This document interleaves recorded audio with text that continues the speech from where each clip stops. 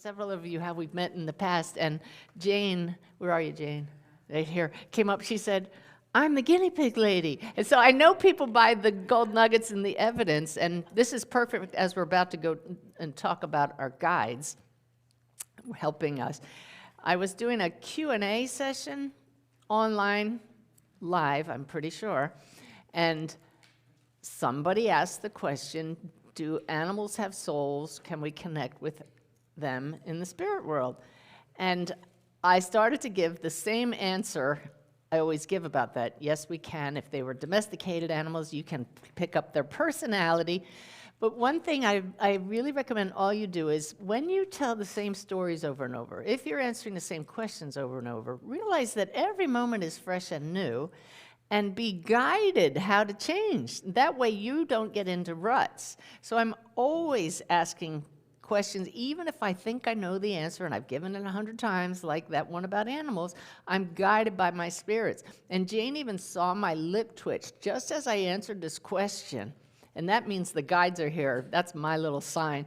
And I said, but you know, if it's not a domesticated animal, normally I would say if it was a cow or a gecko, but for some reason I said, so say it was a guinea pig across the veil. You might not be able to discern a specific one. And I remember at the time even saying, that was a strange one. You know, just looking up like, why'd you use guinea pig? Because just earlier, she had felt a connection with her son and asked for a sign to validate it, and he put a guinea pig in her mind. Knowing she was watching, my guides would have known about that, and they said, perfect, we'll talk about the guinea pig here. And what's really cool is she's in this habit, which I really recommend all of you do, of when you make a connection with spirit, especially your own loved ones, ask them, what sign are you going to give me to validate this? They'll put it in your head right away. So a couple days later was her son, who's still in physical form's birthday, right? She was struggling a little because her other son's in spirit. And she said, what sign will you give me that you're around? And he put a baseball bat in her mind's eye.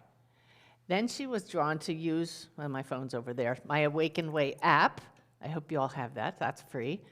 And it has that wonderful oracle button where you ask for the perfect message from all of the archives to come to you. She pushed the button, and the message that came up out of over 5,000 messages,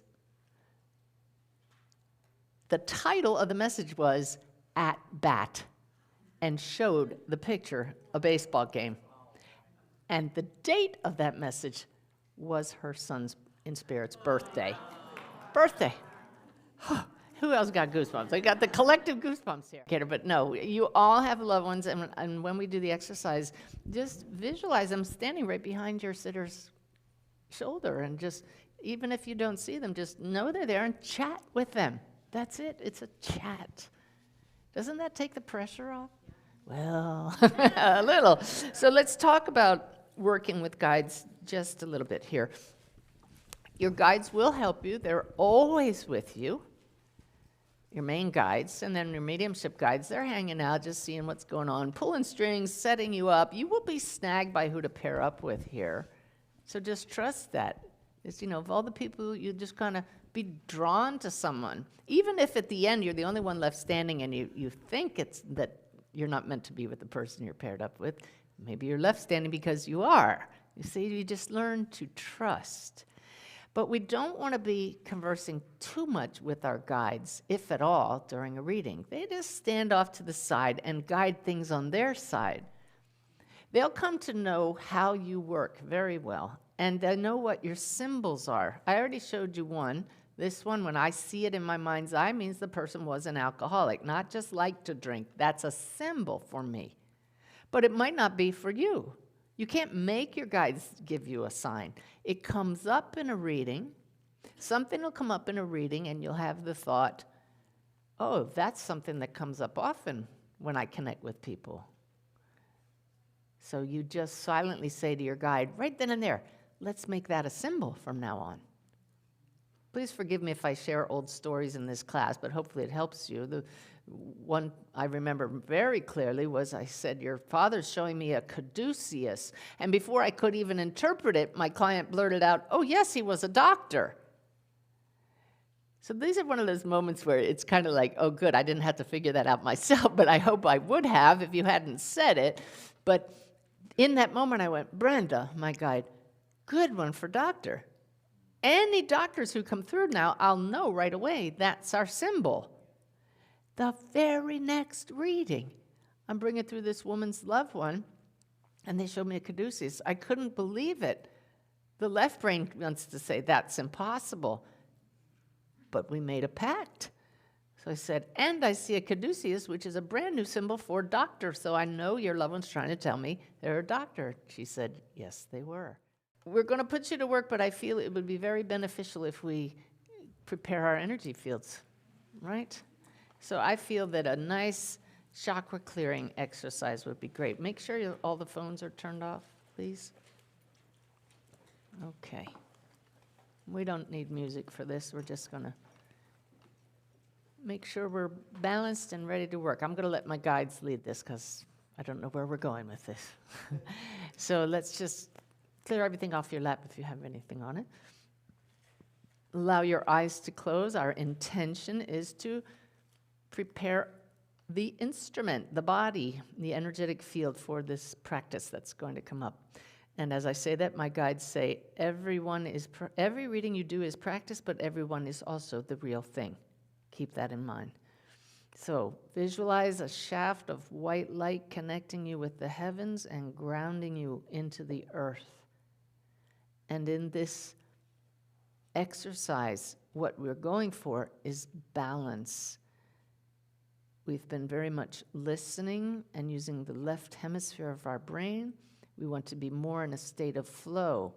So now, right now, visualize both hemispheres of the brain and picture an infinity symbol flowing back and forth, knitting together the left hemisphere and the right hemisphere, so that in this upcoming reading that you're doing, you'll have the perfect balance of using the logical left brain and the flowing right brain.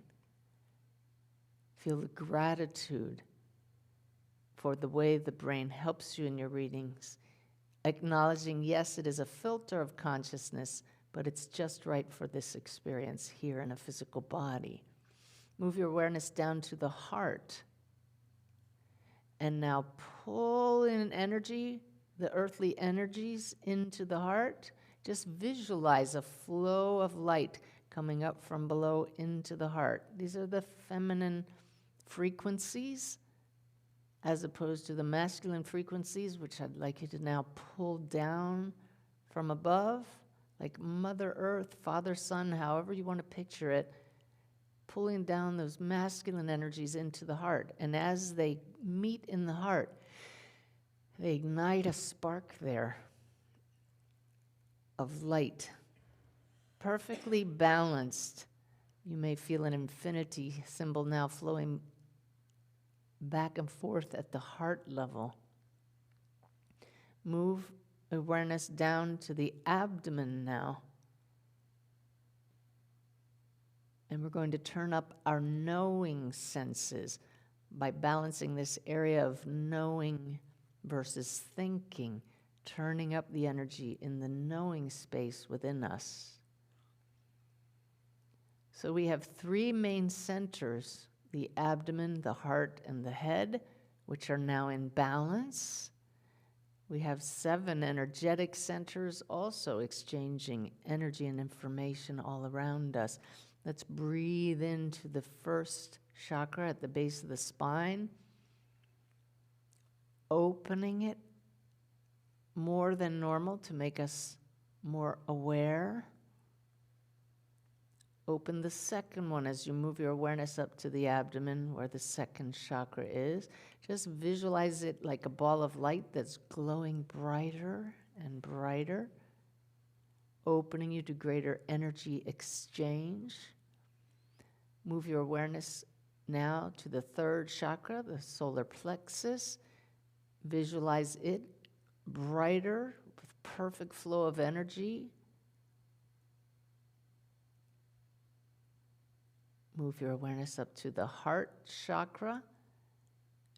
Visualize that exchange of energy with all that is taking place just right for a reading, flowing a bit more freely than in normal waking consciousness. Move your awareness up to the throat as we build the power to do a reading. Visualize the energy flowing in and out at the throat chakra more freely, allowing you to have better clairaudience and to communicate the messages and evidence more clearly. Moving up to the third eye, the sixth chakra, visualize that glowing beautifully, flowing more freely so that you have clear vision, clairvoyance, greater insights from the spirit world.